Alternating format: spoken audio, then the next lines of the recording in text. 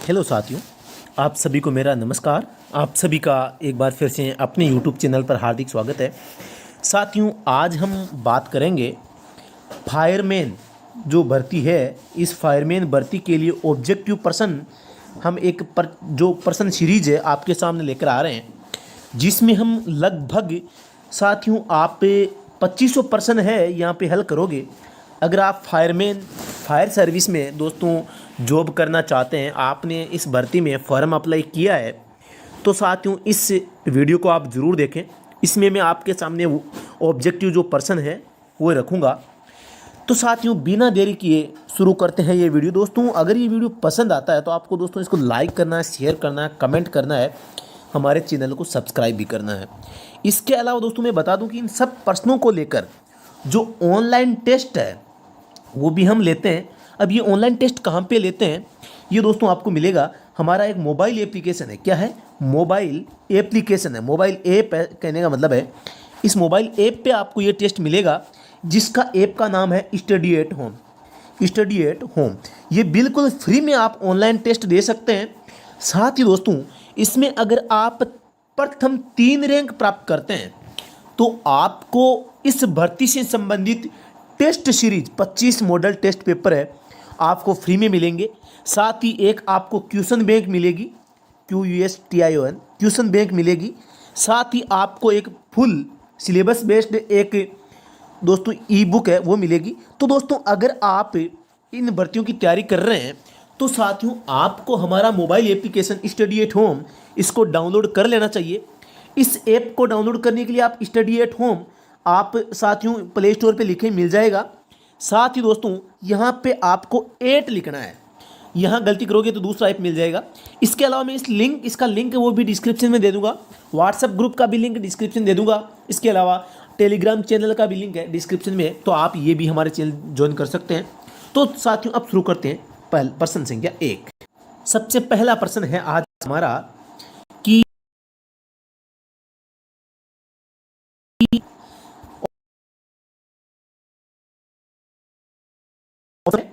तापमान में अंतर और उपरोक्त सभी। तो साथियों जो वस्तुओं का फैलाव होता है वो किस पे निर्भर करता है? मूल लंबाई भी होती है, वो जिससे बननी है उस पर भी डिपेंड करता है, तापमान भी उसमें दोस्तों डिपेंड करता है। आप देखते हैं पानी का जो आकार है, फैलाव है, वो दोस्तों तापमान के अनुसार बदला जाता है। तो आप देखते हैं इसका जवाब क्या हो जाएगा। ऑप्शन नंबर डी करेक्ट हो जाएगा, उपरोक्त सभी। अगले प्रश्न पे चलते हैं। थर्मामीटर में ताप को दर्शाने वाला पदार्थ होता है। बहुत अच्छा प्रश्न है। पहली बात, तापमान को मापने वाला जो यंत्र होता है वो क्या कहलाता है? थर्मामीटर। थर्मामीटर क्या नापता है? तापमान यानी कि टेम्परेचर। अब ये जो तापमान टेम्परेचर मापता है वो इसमें कौन सा द्रव्य पदार्थ उसमें होता है ये आपको बताना है। मतलब उसमें कौन सा पदार्थ होता है जो तापमान मापने का काम करता है। तो ऑप्शन नंबर 1 पारा, द्रव्य, तापमान और चांदी का तरल रूप। आप कमेंट में अपना जवाब जरूर दें। साथियों आपको क्या कमेंट में आप जवाब देंगे फिर मैं बताऊंगा, तो इससे क्या होगा, आपकी तैयारी अच्छी बनेगी। आपको ये पता चल जाएगा कि इसका जवाब आपको आ रहा है या नहीं आ रहा है। तो इस प्रश्न का जो जवाब है साथियों वो इसका हो जाएगा पारा। बहुत अच्छा प्रश्न है, बार बार एग्जाम में पूछा जाता है। प्रश्न संख्या दोस्तों 3 पे चलते हैं। तापमान किसे कहते हैं? प्रश्न है तापमान किसे कहते हैं? किसी वस्तु का निश्चित सीमा तक पहुंचना, किसी वस्तु का ताप वर्तमान से ऊपर या नीचे जाना, किसी वस्तु का ताप वर्तमान ताप से 0 सेंटीग्रेड होना, निश्चित किए गए मान के अनुसार ताप का स्तर बनाना। निश्चित किए गए मान के अनुसार ताप का स्तर बनाना। तो साथियों इस प्रश्न का जो सही जवाब है वो क्या होगा? इस प्रश्न का सही जवाब होगा किसी वस्तु का ताप वर्तमान से ऊपर या नीचे जाना। कोई भी वस्तु है अगर उसका फिक्स टेम्परेचर रहा तो हम कह दें कि इसकी तो ये प्रकृति है, फिर हम टेम्परेचर मापने की आवश्यकता नहीं है। अगर उसका क्या वर्तमान जो ताप है वो या तो कम होगा या ज़्यादा होगा, उसे ही हम क्या कहते हैं? तापमान। अगले प्रश्न पे चलते हैं। प्रश्न संख्या 4 है। दोस्तों अगर आप इन एग्जाम्स की तैयारी कर रहे हैं तो आपको अच्छी तैयारी करनी होगी। छोटी मोटी कम तैयारी से कुछ नहीं होने वाला है। प्रश्न संख्या 4 पे चलते हैं। तापमान का प्रभाव उस वस्तु के किस परिवर्तन से प्राप्त होता है? तापमान का जो प्रभाव है उस वस्तु के किस परिवर्तन से होता है? वस्तु को छूकर देखने से पता चलता है, वस्तु के आयतन से, वस्तु को रंग का देखकर, या वस्तु की स्थिति को देखकर। तो तापमान का प्रभाव है वो किससे प्राप्त होता है? हमें इस प्रश्न का जवाब है आपको मिलेगा वस्तु के आयतन से।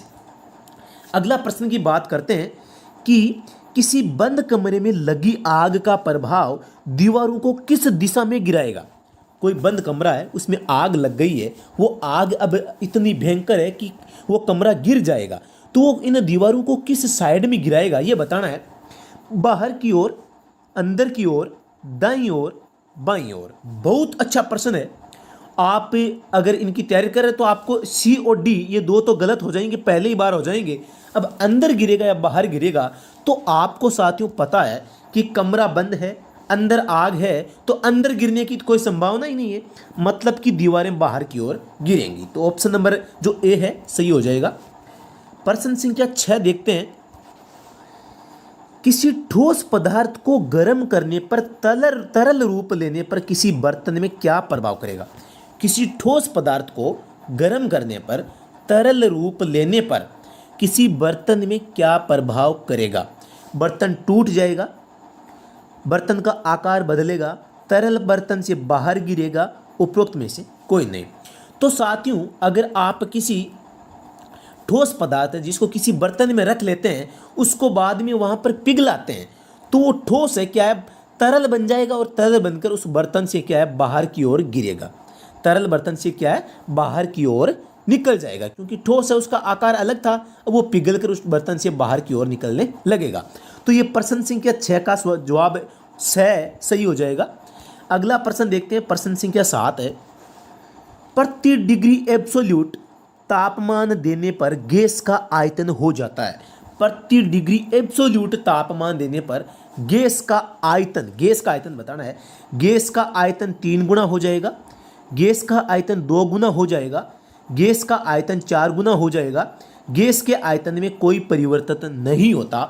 तो इस प्रश्न का जो सही जवाब है साथियों हो जाएगा गैस का आयतन दुगुना हो जाएगा, यानी कि प्रति डिग्री एब्सोल्यूट तापमान देने पर गैस का आयतन क्या हो जाता है, डबल हो जाता है। इस बात को आप ध्यान रखें। अगला प्रश्न देखते हैं साथियों। 1 ग्राम बर्फ का लेटेंट हीट ऑफ फ्यूजन क्या होता है? आपको बताना है कि 1 ग्राम बर्फ है, उसे हम लेटेंट हीट ऑफ फ्यूजन देते हैं, तो इसका मतलब मान कितना होता है कैलोरी में, आपको यह बताना है। तो इस प्रश्न का जो सही जवाब है 80 कैलोरी, 100 कैलोरी, 60 कैलोरी, 120 कैलोरी। इनमें से इसका सही जवाब है 80 कैलोरी हो जाएगा। अगला प्रश्न पर बात करते हैं साथियों। दीर्घ प्रसार गुणांक का मात्रक होता है।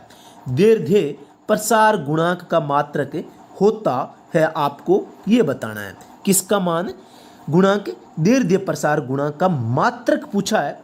तो साथियों इस प्रश्न का सही जवाब है ऑप्शन नंबर 1 हो जाएगा, प्रति 0। अगले प्रश्न पर बात करते हैं साथियों। अगर दोस्तों किसी भी प्रकार की कोई समस्या है तो आप कमेंट कर सकते हैं, कुछ सुझाव हो आपका तो वो भेज सकते हैं। लेकिन मैं आपको बता देता हूं कि आप अगर ये टेक्स्ट बुक आप प्रश्न बैंक प्राप्त करना चाहते हैं तो आपको हमारा ऐप स्टडी एट होम आपको डाउनलोड करना है। ये प्ले स्टोर पे मिल जाएगा, इसका लिंक भी मैंने दे दिया है। फिर भी अगर आपको ये ऐप डाउनलोड करने में समस्या आ रही है तो आप इन नंबरों पे संपर्क करें।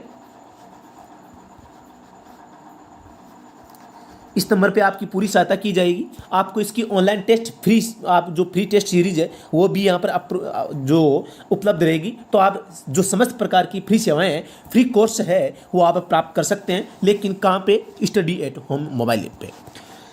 प्रश्न संख्या 10 है। फिक्स्ड इंस्टॉलेशन किन के द्वारा किया जाता है? Hand appliances, fixed installed appliances, उपरोक्त में से कोई नहीं, ए और बे दोनों। तो इस प्रश्न का जो सही जवाब है वो हो जाएगा ए और बे दोनों। प्रश्न संख्या 11 है। फायर हाइड्रेंट कितने प्रकार के होते हैं? फायर हाइड्रेंट कितने प्रकार के होते हैं ये आपको बताना है। तो 4, 6, 2, 9। तो इस प्रश्न का जो सही जवाब है हो जाएगा 4 प्रकार के। जो फायर हाइड्रेंट है वो 4 प्रकार के होते हैं। अगले प्रश्न पर बात करें। क्षमता अनुसार सबसे अच्छा हाइड्रेंट किसे माना जाता है? क्षमता के अनुसार सबसे अच्छा हाइड्रेंट। अभी हमने देखा कि फायर हाइड्रेंट है वो 4 प्रकार के होते हैं और क्षमता के अनुसार जो सबसे अच्छा हाइड्रेंट है वो कौन सा होता है? सुलूस वाल टाइप जो हाइड्रेंट है वो सबसे अच्छा होता है। किसके अनुसार? क्षमता के अनुसार। अगला प्रश्न देखते हैं, मशरूम टाइप वाल्व किस हाइड्रेंट में काम में लेते हैं? मशरूम टाइप वाल्व है, इसका इस्तेमाल कौन से हाइड्रेंट में किया जाता है आपको ये बताना है। तो इस प्रश्न का उत्तर ऑप्शन नंबर 1 है, स्क्रू डाउन टाइप, सुलूस वाल टाइप, ग्राउंड हाइड्रेंट, बाल वाल टाइप। तो इस प्रश्न का जो सही जवाब है option number 1, screw down type जो हाइड्रेंट है इसमें इसका इस्तेमाल होता है। किसका? मशरूम टाइप वाल्व का। बहुत अच्छा प्रश्न है ये, इसको भी आप स्टार लगा सकते हैं साथियों। मैं ये मान के चलता हूँ कि ये प्रश्न बिल्कुल पूरा का पूरा आने की संभावना है। अगला प्रश्न देखते हैं, निम्न में से कौन सा उपकरण हाइड्रेंट गैयर्स कहा जाता है? Black cap, spindle, gland, hydrant seat cleaner. तो इस प्रश्न का जो सही जवाब है वो हो जाएगा हाइड्रेंट शीट क्लीनर। यानी कि हाइड्रेंट गैयर्स क्या कौन कहलाता है? हाइड्रेंट शीट क्लीनर है, इसी का दूसरा नाम है। अगला प्रश्न देखते हैं, प्रश्न संख्या 15 पे चलते हैं हम। निम्न में से कौन सा ग्राउंड हाइड्रेंट का भाग है? False spindle, hydrant pace, hydrant indicator, उपरोक्त सभी। तो इस प्रश्न का जो सही जवाब है हो जाएगा उपरोक्त, ये सभी है आपके ग्राउंड हाइड्रेंट के। प्रश्न देखते हैं, अच्छे हाइड्रेंट में किस तरह की कपलिंग पाई जाती है? बहुत अच्छा प्रश्न है, कपलिंग पूछा गया है। तो male screw type, female screw type, option C टेनियस फीमेल, मेल और फीमेल ये भी आ गया है। तो इस प्रश्न का जो सही जवाब है वो हो जाएगा मेल स्क्रू टाइप। प्रश्न था कि अच्छे हाइड्रेंट में किस तरह की कपलिंग प्रयोग में आती है, तो मेल स्क्रू टाइप। प्रश्न संख्या 17 देखते हैं, हाइड्रेंट निरीक्षण कब कब करना चाहिए? साल में 2 बार, 4 बार, प्रत्येक महीने, कभी नहीं। तो इस प्रश्न का जो सही जवाब है वो हो जाएगा साल में 4 बार। हाइड्रेंट जो निरीक्षण है वो आपको 1 साल में 4 बार है वो करना चाहिए। अगले प्रश्न की बात करते हैं। अगला प्रश्न है प्रश्न संख्या 18 पे आ गए हैं। फर्स्ट वाल्व किस प्रकार के फायर हाइड्रेंट में काम में लिए जाते हैं? फर्स्ट वाल्व किस प्रकार के फायर हाइड्रेंट में काम में लिए जाते हैं? बाल व गैल्व type hydrant, plug type hydrant, sluice valve type hydrant, उपरोक्त सभी। तो इस प्रश्न का जो सही जवाब है उपरोक्त सभी हो जाएगा। यानी कि जो फास्ट वाल्व है वो फायर हाइड्रेंट में काम में लिए जाते हैं। किस प्रकार के फायर हाइड्रेंट में? सभी प्रकार के जो ये है इसमें दे रखे हैं। प्रश्न संख्या 19 देखते हैं, फिक्स्ड इंस्टॉलेशन कितने प्रकार का होता है? 2, 4, 1, 6। तो इसका सही जवाब हो जाएगा ऑप्शन नंबर 1, 2 प्रकार का। जो फिक्स्ड इंस्टॉलेशन होता है 2 प्रकार का होता है। डिलीवरी होज पाइप की चौड़ाई कितनी होती है ये बताना है। तो इस प्रश्न का जो सही जवाब है वो हो जाएगा आवश्यकता अनुसार। डिलीवरी जो होज पाइप होता है वो होज पाइप की जो चौड़ाई है वो आवश्यकता अनुसार हम सुविधा के अनुसार रख सकते हैं। प्रश्न संख्या 21 पे चलते हैं। होज पाइप को मेल्ड्यू या फफूंद से बचाने के लिए उपचारित किया जाता है। होज पाइप को मेल्ड्यू या फफूंद से बचाने के लिए किसका प्रयोग करते हैं? ऑक्साइड का, फ्लोराइड का, ऑप्शन 3 जिंक क्लोराइड का, उपरोक्त में से कोई नहीं। तो इस प्रश्न का जो सही जवाब है हो जाएगा जिंक क्लोराइड का। जिंक क्लोराइड का इस्तेमाल किस में करते हैं? होज पाइप को फफूंद से बचाने के लिए जिंक का इस्तेमाल किया जाता है। तो इस प्रश्न का उत्तर जिंक क्लोराइड हो जाएगा। आपने देख लिया होगा। जो अच्छे प्रश्न है मैं आपसे चाहूँगा आप अपना रजिस्टर पास में रखें। जो अच्छे प्रश्न है उनको आप नोट डाउन करते चले जाएं। अगला प्रश्न देखते हैं। फोम मेकिंग ब्रांचों के प्रकार के मुख्य भाग होते हैं? 4, 3, 5, कोई नहीं। तो इस प्रश्न का जो सही जवाब है हो जाएगा 3। फोम मेकिंग ब्रांचों के प्रकार मुख्य भाग कितने होते हैं? 3। वाटर हेड के मुख्य भाग माने जाते हैं inch mail coupling, foam control regulator, water on off valve, foam pickup tube और उपरोक्त सभी। तो इस प्रश्न का जो सही जवाब है उपरोक्त सभी हो जाएगा। अगला प्रश्न देखते हैं। फोम मेकिंग ब्रांच में कम से कम कितने पौंड प्रति वर्ग इंच प्रेशर देना चाहिए? 150 पौंड, 200 पौंड, 100 पौंड, 250 पौंड। तो इसका सही जवाब है वो हो जाएगा साथियों, कौन सा हो जाएगा? Option number 1। साथियों बहुत अच्छे प्रश्न मैं आपके सामने लेकर आ रहा हूं, तो आप कमेंट नहीं कर रहे हैं, कमेंट जरूर करें कि आपके अनुसार कौन से प्रश्न का कौन सा उत्तर है होना चाहिए। अगला प्रश्न देखते हैं, प्रश्न संख्या 25 है, केमिकल फोम जनरेटर का प्रयोग किस सेवा में प्रचलित होता है? आप अपना कमेंट है इस प्रश्न को देख के जरूर देवें कि कौन सा सही होगा। प्रश्न संख्या 25, केमिकल फोम जनरेटर का प्रयोग किस सेवा में होता है? प्रश्न संख्या 25 है, जवाब कमेंट में जरूर देवें। काफ़ी अच्छा जवाब कुछ स्टूडेंट दे रहे हैं। प्रश्न संख्या 25, इसका सही जवाब है बड़ी दुर्घटना में। केमिकल फोम जनरेटर का प्रयोग है बड़ी दुर्घटनाओं में किया जाता है। प्रश्न संख्या 26 देखते हैं, टस्ट चार्ज ट्यूब किस कार्य हेतु प्रयुक्त होती है? आप ऑप्शन देखें और अपना जवाब है कमेंट करें। टस्ट चार्ज ट्यूब किस कार्य हेतु प्रयुक्त होती है, ये आपको बताना है। आप कमेंट जल्दी करें क्योंकि वीडियो लंबा बनता है, मैं इतना ज़्यादा समय नहीं ले पाऊंगा। प्रश्न संख्या 26 का जवाब हो जाएगा पानी को बाहर निकालने में। टस्ट चार्ज ट्यूब है, इसका इस्तेमाल किस में किया जाता है? पानी को बाहर निकालने के लिए। प्रश्न संख्या 27 पे चलते हैं, मल्टीपल जेट इंडक्टर कैसा यंत्र है? मल्टीपल जेट इंडक्टर कैसा यंत्र है, ये आपको बताना है। तो आप जल्दी से कमेंट करें आपका जवाब क्या होगा। बहुत अच्छा प्रश्न है, एग्जाम के दृष्टिकोण से बहुत शानदार प्रश्न है, पूछा जा सकता है ये भी, इसको भी आप स्टार लगा सकते हैं। मल्टीपल जेट इंडक्टर कैसा यंत्र होता है? तो इसका सही जवाब हो जाएगा मिश्रित किस्म का फोम बनाने की वाला, मिश्रित किस्म का फोम बनाने वाला ये यंत्र होता है। कौन सा? Multiple jet inductor. अगले प्रश्न पे चलते हैं, प्रश्न संख्या 28 है हमारा, एक अच्छे फोम में गुण होने चाहिए। एक अच्छा जो फोम होता है उसमें कौन सा गुण होना चाहिए? तो साथियों इसका प्रश्न का जवाब आप देवें। एक अच्छे फोम में गुण कौन सा होना चाहिए? इस प्रश्न का सही जवाब हो जाएगा लिक्विड में अघुलनशील है होना चाहिए। ऑप्शन नंबर बी करेक्ट हो जाएगा। बहुत अच्छा प्रश्न है ये भी। अगला प्रश्न पे देखते हैं, प्रयोग के आधार पर फोम के प्रकार होते हैं। प्रयोग के आधार पर फोम के प्रकार होते हैं।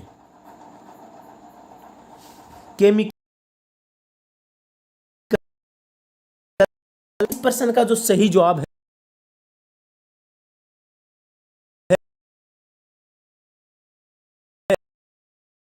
करें,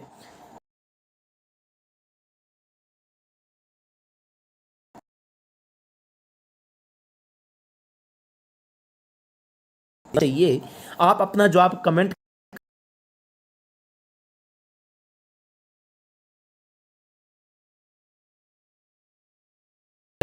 इस प्रश्न का जो सही जवाब है पानी खींचना, सॉरी, इस प्रश्न का जवाब हो जाएगा ऑप्शन नंबर 3 पानी खींचना व फेंकना। जो आपका ऑप्शन नंबर सी है पानी खींचना व फेंकना, इसका सही जवाब हो जाएगा। अगले प्रश्न पे बात करते हैं, प्रश्न संख्या 31 है, किसी पदार्थ की छड़ को गर्म करने पर उसकी लंबाई में वृद्धि होती है, इस प्रकार के प्रसार को क्या कहते हैं? आप अपना जवाब जरूर देवें, फास्टली जवाब दें ताकि समय वो कम लगे। इस प्रश्न का सही जवाब हो जाएगा रेखीय प्रसार। यानी कि किसी पदार्थ की छड़ को गर्म करने पर उसकी लंबाई में वृद्धि होती है और इस प्रकार कहलाता है रेखीय प्रसार, क्योंकि वो एक रेखा के दिशा में आगे लंबा बढ़ता है। प्रश्न संख्या 32 पे बात करें, बर्तन के प्रसार को ध्यान में रखते हुए द्रव्य में जो प्रसार होता है उसे कहा जाता है। इसका जो प्रश्न है, इस प्रश्न का जो सही जवाब है वो हो जाएगा वास्तविक प्रसार। ऑप्शन नंबर बी करेक्ट हो जाएगा। प्रश्न संख्या 33 पर बात करें हम, 1 पाउंड ईंधन को पूरी तरह जलाने के लिए कितने पाउंड हवा की आवश्यकता होती है? 1 पाउंड ईंधन को पूरी तरह जलाने के लिए कितने पाउंड हवा की आवश्यकता होती है? तो अपना जवाब कमेंट जरूर करें, ज़्यादा समय न लें। तो इस प्रश्न का सही जवाब हो जाएगा 10 पाउंड। अगले प्रश्न पर बात करते हैं। गैस का स्वतः प्रवर्तित प्रज्वलन तापमान किसे कहा जाता है? गैस का स्वतः प्रवर्तित प्रज्वलन तापमान किसे कहा जाता है, यानी कि स्वतः जलने लगती है ऐसा टेम्परेचर गैस के बारे में ये पूछ रहा है। तो इस प्रश्न का जो सही जवाब है वो हो जाएगा ऑप्शन नंबर बी, यानी कि न्यूनतम तापमान जिस पर गैसों का प्रज्वलन होता है, यानी कि वह तापमान जिस पर गैस है वह स्वतः जलने लगती है। यानी प्रज्वलन यानी होता है मतलब स्वतः जलना। प्रश्न संख्या 35 में बात करते हैं। पदार्थ कितनी अवस्थाओं में पाए जाते हैं? 2, 3, 4, 6। बहुत शानदार प्रश्न है, सिंपल है, सरल है, आप आसानी से इसका जवाब दे सकते हैं। पदार्थ 3 भागों में बांटे जाते हैं। पदार्थ कितनी अवस्थाओं में पाए जाते हैं? 3 अवस्थाओं में। अगले प्रश्न पर बात करते हैं। पदार्थ का छोटे से छोटा भाग जो पदार्थ के सभी गुण रखता हो तथा स्वतंत्र रूप से रह सकता है एवं किसी भी रासायनिक क्रिया में भाग ले सकता हो, उसे कहा जाता है सरल पदार्थ, जटिल पदार्थ, अणु, उपरोक्त सभी। तो इस प्रश्न का जो सही जवाब है वो हो जाएगा आपके अणु, क्योंकि अणु है वही पदार्थ का छोटा भाग होता सकता है और किसी भी रासायनिक क्रिया में भाग भी ले सकता है। इसका जवाब क्या हो जाएगा? अणु। ऑक्सीजन किस तरह का पदार्थ है? यौगिक, सरल, उपरोक्त दोनों, उदय कोई नहीं। इस प्रश्न का जो सही जवाब है वो हो जाएगा उपरोक्त दोनों, यानी कि यौगिक भी है और सरल भी है। अगले प्रश्न पर बात करते हैं। प्रश्न संख्या 37 हमारा है। रासायनिक तत्व किसे कहते हैं? अणु, परमाणु, सरल पदार्थ कोई नहीं। रासायनिक तत्व के बारे में बताना है तो इस प्रश्न का जवाब हो जाएगा सरल पदार्थ है, रासायनिक तत्व होते हैं। अगले प्रश्न पर बात करते हैं। कंबस्चन क्या है? संचालन विधि, संवहन विधि, रासायनिक प्रतिक्रिया, उपरोक्त सभी। कंबस्चन चैम्बर यानी कि जहाँ पर अंतर्दहन, जहाँ पर ईंधन का दहन होता है उसे कंबस्चन कहते हैं। तो कंबस्चन क्या है ये आपको इसमें यहाँ पे बताना है। तो इस प्रश्न का जवाब हो जाएगा रासायनिक प्रतिक्रिया, क्योंकि यहाँ पर ईंधन का दहन होता है तो ईंधन रासायनिक ऊर्जा है। इस रासायनिक ऊर्जा है किस में बदलती है? यह तापमान में परिवर्तित होने के लिए किसमें? उष्मा में परिवर्तित होती है, इसीलिए इसका नाम हो जाएगा रासायनिक प्रतिक्रिया। अगले प्रश्न पर बात करते हैं। निम्न में से कौन सा आग की उत्पत्ति का कारण होता है? आग उत्पन्न कैसे होती है, इसका मुख्य कारण क्या है यह आपको बताना है। उच्च दाब से उत्पन्न आग, अत्यधिक तापमान से उत्पन्न आग, विद्युत उपकरणों के उपयोग में गर्मी के कारण उत्पन्न आग और उपरोक्त सभी। तो इस प्रश्न का जो सही जवाब है वो हो जाएगा उपरोक्त सभी। अगले प्रश्न पर बात करते हैं। थोड़ा सा मैं इसको जूम कर लेता हूं। दहन प्रक्रिया में ऑक्सीजन का क्या योगदान है? दहन प्रक्रिया में यानी कि जो जलना है, आग लगाना, आग लगना, इसमें ऑक्सीजन की क्या भूमिका है ये आपको बताना है। ऑक्सीजन की उपस्थिति, ऑक्सीजन की अनुपस्थिति, ज्वलन यौगिक में सक्रिय होना, उपरोक्त में से कोई नहीं।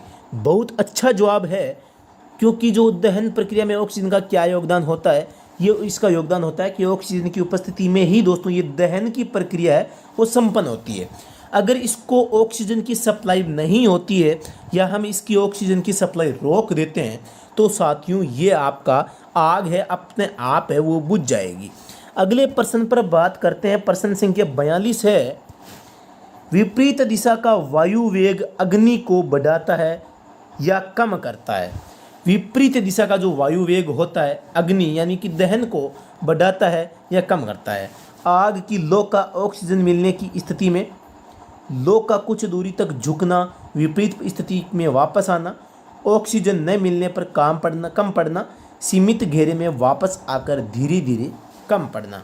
तो इस प्रश्न का जो सही जवाब है हो जाएगा सीमित घेरे में वापस आकर धीरे धीरे कम पड़ना, क्योंकि जो विपरीत दिशा से वायु का वेग है वो आएगा, तो ये क्या है, सीमित घेरे में वापस क्या है, वो घूम घूम पर वहीं पर जलेगी, लेकिन इसका क्या है, जो स्थान है वो सीमित रहेगा। अगले प्रश्न पे बात करते हैं, प्रश्न संख्या 43 है, आग की रचना हेतु किन किन अवयवों की आवश्यकता होती है। आग की रचना हेतु किन किन अवयवों की आवश्यकता होती है। ईंधन जलने योग्य पदार्थ, ताप, ऑक्सीजन, उपरोक्त सभी। तो इस प्रश्न का जो सही जवाब है हो जाएगा उपरोक्त सभी। ज्वलनशील तरल पदार्थों की आग किया जाता है। जो ज्वलनशील तरल पदार्थ है उनको कई श्रेणियों में बांट दिया गया है। उसी के तहत जो तरल पदार्थों से जो आग होती है उसको कौन सी श्रेणी में रखा गया है ये आपको बताना है। ये भी बेसिक प्रश्न है, सभी जानते हैं तरल पदार्थ है वो बी श्रेणी में इसको रखा जाता है। प्रश्न संख्या अगला है, डी श्रेणी की आग में किस प्रकार की आग को शामिल करते हैं। ये भी सिंपल प्रश्न है, एकदम सिंपल है, आप इसको कई बार कर चुके होंगे। तो धातुओं की आग को है हम डी श्रेणी में रखते हैं, जबकि जो आपके तरल पदार्थों से आग होती है उसको हम किस में रखते हैं, बी श्रेणी में रखते हैं। अगले प्रश्न पर बात करते हैं, आग के स्तर कितने प्रकार के होते हैं। आग के स्तर कितने प्रकार के होते हैं, तो इस प्रश्न का भी जवाब आप आसानी से दे पाएंगे, क्योंकि जो आग के स्तर है वो 4 प्रकार के होते हैं। अगले प्रश्न पर चलते हैं, ज्वाला का उठना आग का कौन सा स्तर होता है। जो 4 स्तर होते हैं आग के, उसमें जिनमें देखो शुरुआती स्तर, ज्वलन स्तर, ज्वाला रहित स्तर, गर्म स्तर, इनमें से जो ज्वाला का उठना ये आग का कौन सा स्तर होता है ये आपको बताना है। तो इस प्रश्न का सही जवाब हो जाएगा ज्वाला का उठना यानी कि ज्वलन स्तर। अगले प्रश्न पे चलते हैं, ज्वाला का वह स्तर जिसमें वायु व आसमान के क्षेत्र में विकीर्ण होता है। शुरुआती स्तर, ज्वलन स्तर, ज्वाला रहित स्तर, गर्म स्तर। तो इस प्रश्न का जो सही जवाब है हो जाएगा गर्म स्तर। आग का वह स्तर जिसमें अनियंत्रित ऊष्मा पैदा होती है। इस प्रश्न का जो सही जवाब है वो हो जाएगा गर्म स्तर। अगले प्रश्न पे चलते हैं, आज का लास्ट प्रश्न है, 1.8 किलो गैस वाली CO2 यानी कि कार्बन डाइऑक्साइड एक्सटिंग्विशर का कुल वजन कितना होता है। 10 किलो, 12.5 किलो, 13.5 किलो, 20 किलो। तो इस प्रश्न का जो सही जवाब है हो जाएगा यानी कि 1.8 किलो गैस है, गैस वाली CO2 एक्सटिंग्विशर का कुल वजन कितना होता है, 12.5 किलो। यानी कि 1.8 किलो गैस अगर CO2 है तो इसका मान है 12.5 kg हो जाएगा। तो साथियों ये प्रश्न आज मैंने 50 प्रश्न आपको हल करवाए हैं। अब आपके कमेंट पे डिपेंड करेगा कि आपको अगला टॉपिक पढ़ाना है, 50 से 100 के क्वेश्चन करवाने हैं नहीं करवाने हैं। साथियों अगर आपके अच्छे लाइक्स आए, अच्छे व्यू आए, तो मैं अगला टॉपिक है हर प्रत्येक जो प्रश्न जो मतलब आ सकता है वो सभी महत्वपूर्ण प्रश्न आपको करवाएंगे। फिर से बता देता हूँ, फायरमैन से संबंधित किसी भी प्रकार की अगर आपको बुक चाहिए या ऑनलाइन टेस्ट सीरीज आप देना चाहते हैं, नाम मात्र के शुल्क में 25 रुपये में 25 मॉडल पेपर आपको मिलेंगे। 25 रुपये में 25 मॉडल पेपर। तो दोस्तों इन सभी को प्राप्त करने के लिए हमारा मोबाइल ऐप है स्टडी एट होम, तो आप इसे डाउनलोड कर सकते हैं। इस पे आपको सारी सुविधा मिल जाएगी। अब स्टडी एट होम ऐप है, आप प्ले स्टोर से डाउनलोड कर सकते हैं, हम व्हाट्सएप से भी करवा सकते हैं, आप डिस्क्रिप्शन में लिंक दे रखा है वहाँ से भी इसे डाउनलोड कर सकते हैं। तो साथियों आज के लिए इतना ही, फिर से मिलते हैं नेक्स्ट वीडियो में। तब तक के लिए धन्यवाद। जय हिंद, जय भारत।